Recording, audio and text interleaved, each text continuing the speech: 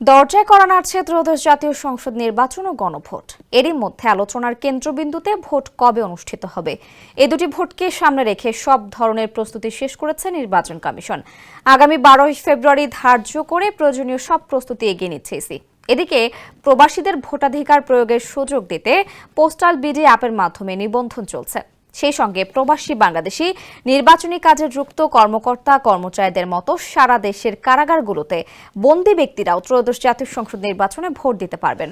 তফসিল ঘোষণার পর নির্বাচন কমিশন থেকে কারা কর্তৃপক্ষকে দেওয়া লিঙ্কে ভোট দিতে আগ্রহী বন্দীরা নিবন্ধন করতে পারবেন। বিস্তারিত থাকছে প্রতিবেদনে। Japan Bangladesh joint venture company JBS holdings limited. ত্রয়োদশ সংসদ নির্বাচনে কারাগারে বন্দীরা ভোট দিতে পারবেন। তারা যে নির্বাচনী এলাকার ভোটার সেই আসনের প্রার্থীকে ভোট দিতে পারবেন। নির্বাচন কমিশন, কারা অধিদপ্তর ও জেলা কারাগার সূত্রে এসব তথ্য জানা গেছে। তবে সূত্রগুলো বলছে, কারাগারে বন্দীরা ভোট দিতে পারলেও সেখানে নির্বাচনী প্রচার হবে না এবং প্রার্থীদের এজেন্টও থাকবে না। ভোট গ্রহণের পর বন্দীদের ব্যালট ডাক বিভাগের মাধ্যমে রিটার্নিং কর্মকর্তার কাছে পাঠানো হবে। এসব ভোট ফলাফলের সঙ্গে যোগ হবে। এছাড়া আইনি হেফাজতে কারাগারে থাকা ব্যক্তিদের ভোটের জন্য নিবন্ধনের প্রক্রিয়া শুরু হবে নির্বাচনের তফসিল ঘোষণার পর। বিষয়টি কারা কর্তৃপক্ষের সঙ্গে সমন্বয় করছে ইসি।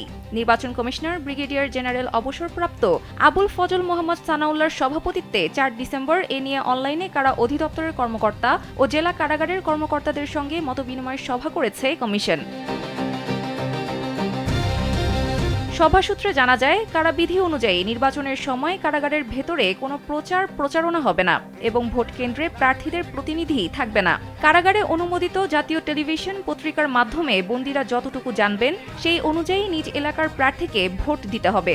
তবে কারা অধিদপ্তরের সহকারী কারা মহাপরিদর্শক মোহাম্মদ জান্নাতুল ফরহাদ বলেন, কেউ কারাগারে নিবন্ধন করার পর মুক্তি পেয়ে বাইরে গেলে ভোট দিতে পারবেন না তিনি।